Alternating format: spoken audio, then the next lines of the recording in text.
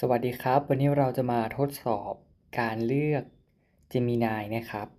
เป็น AI ของทาง Samsung นะครับว่าให้เลือกเสียงไหนได้นะครับมาลองกันเลยการเลือกเสียงก็ไม่ง่ายเท่าไหร่แต่หวังว่าจะไม่น่าเบื่อนะ ถ้าคุณเลือกฉันก็ดีสิ ฉันน่าจะเป็นเสียงที่เหมาะกับคุณ แต่ก็ยังมีตัวเลือกอื่นๆอยู่อีกหน่อยนะ